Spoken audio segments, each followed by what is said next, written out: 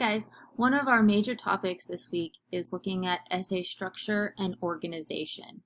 And the major way that an essay gets its organization and structure is through one of my favorite things, thesis statements. Now, I know that they may not be your favorite because they're challenging. Hopefully, with this video and with the things that you read in your little Seagull and the other notes and things on on Canvas will demystify the enigma that is the thesis statement. So what is, my PowerPoint will cooperate, there we go. What is a thesis statement? Well, it's usually a single sentence at the end of your introduction. The body of your essay, sorry, I'm looking at my notes. The body of your essay gathers and organizes the evidence that you're going to use to convince your reader that your interpretation is valid. So essentially, it's the roadmap of your essay. It's what's going to direct you as a writer and what's going to guide your reader as they read.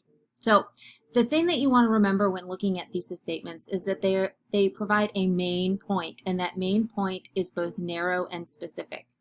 Now, not only does it have to be narrow and specific, it has to be arguable. And what I mean by arguable is that there has to be some sort of debate.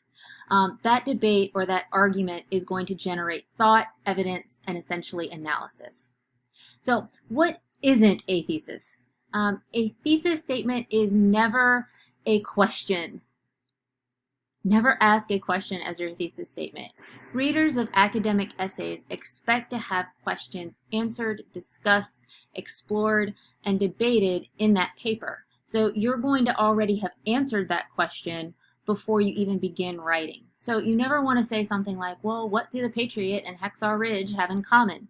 Well, the whole point of your essay is to tell me what they have in common, not ask me. You never want to begin with a statement of fact as a thesis statement because facts are not what? They're not debatable. They're not open for interpretation. So you don't want to put something like the Hacksaw Ridge. The Patriot and Hacksaw Ridge are war films. That's not up for debate. That's not arguable. And you also don't want to provide a list. For example, both movies feature a hero, a major loss, and a final battle scene. Now, I know in high school, yes, because you guys are probably fresh out of high school, but the types of theses that you guys are familiar with writing are what I call the list thesis.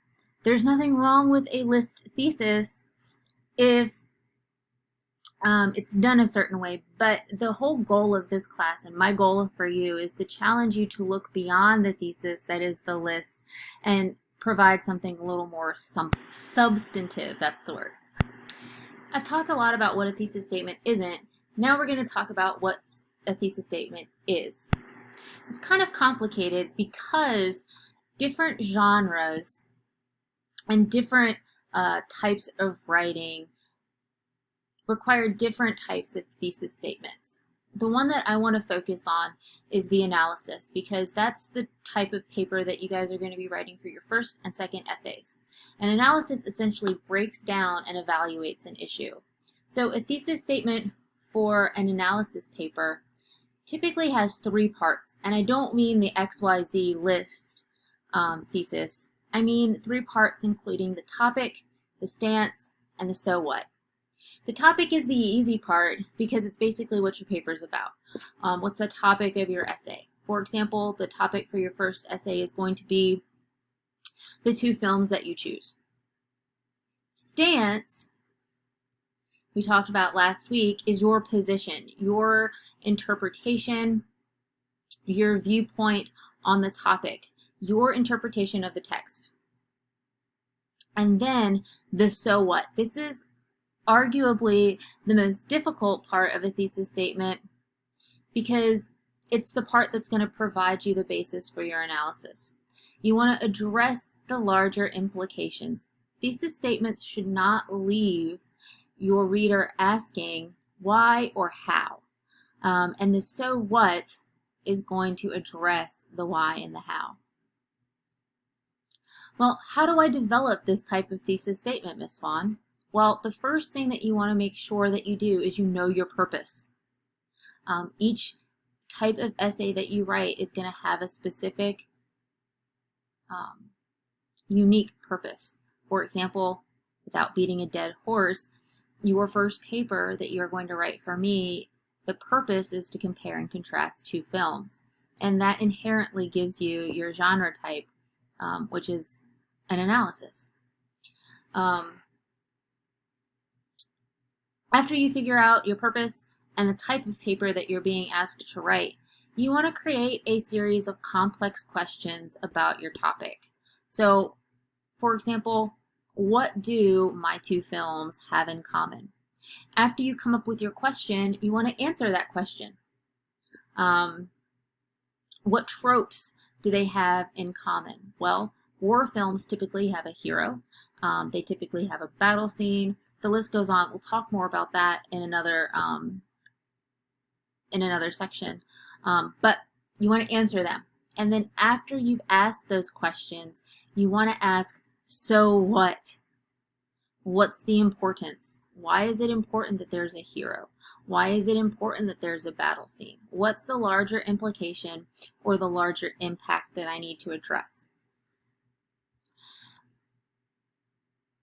To make it a little more less complicated, your thesis statement is going to provide observation plus analysis. The observations are usually the answers to your questions. What do these two films have in common? Well, I can observe that these two films have the following commonalities. The observations are judgments usually that your audience will readily agree with. They're not up for debate. It's usually evidence or factual information. The analysis is your stance. It's your argument, your position, or view about the observation. It's usually something that your audience might not agree with, or they may not have considered. For example, some observations, I'm not going to read them all, but some observations. Reality television shows are popular among young viewers. Hamlet is an indecisive character. The Patriot and Hacksaw Ridge both depict the harsh realities of war. All of those things are examples of observation. My audience is going to probably agree with those.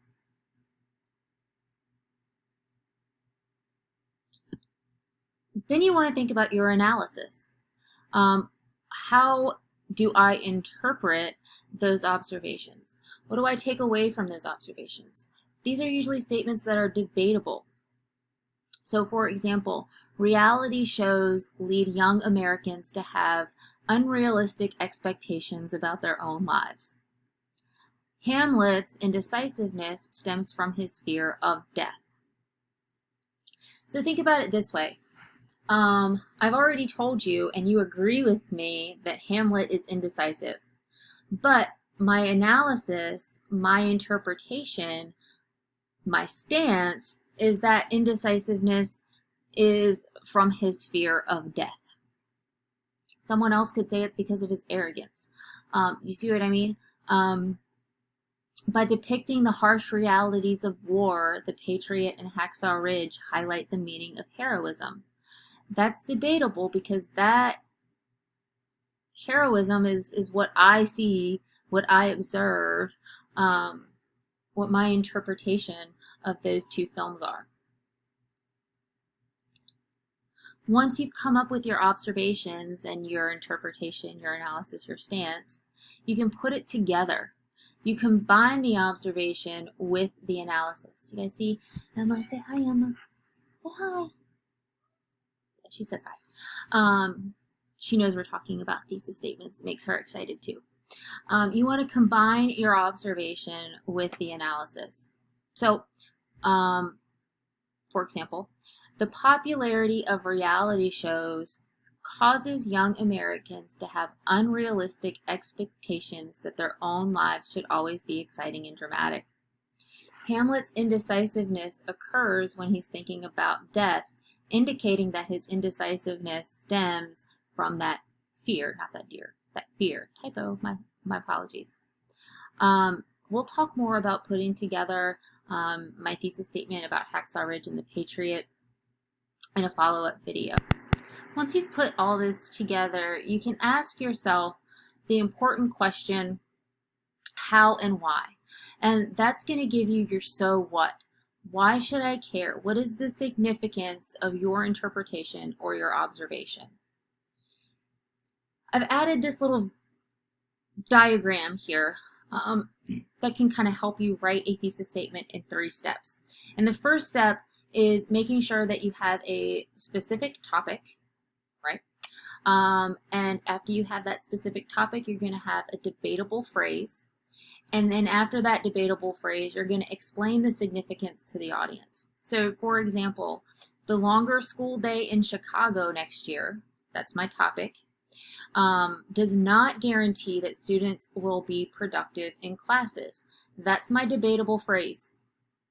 And the significance is that it reminds us that young people need to find learning meaningful. That's my so what. Now you notice I have a thesis statement that has my topic, my stance, and my so what without having the XYZ list. I've given you guys some strategies on how to develop your thesis statement. Once you come up with a working thesis statement, I have a test. Will it pass the Miss Swan's Is My Thesis Sexy test? I think that the thesis statement is the sexiest part of an essay. Think about it like this. We all have something that we're attracted to in a person, and that's the first thing that we notice. When I read an essay, the first thing that I notice is the thesis statement. And if it's good, I'm like, this is going to be a sexy paper. So my test on whether or not your thesis is a good one, a strong one, you want to ask yourself these questions. Do I answer the question? Have I answered the prompt? Have I done what my professor has asked me to do? Have I taken a position that others might challenge or oppose? Is it debatable? Is my thesis statement specific enough? Does it answer the so what test? After you've written the essay, you can ask yourself, does my essay support my thesis without wandering? Do I stick to my main point? And then finally, you want to make sure that your thesis passes the how and why. Have you told your reader how something works and why it matters? I hope that this has been beneficial to you all. Please make sure that you read the information in the Little Seagull on thesis statements and you look at the other resources on Canvas. I'm going to post my Is My Thesis Sexy list in Canvas as well. But please, as always, feel free to ask me any questions you might have. We'll be talking about thesis statements all semester long, and I'm always available to help you figure out your thesis statements. So, and I'll see you guys next time.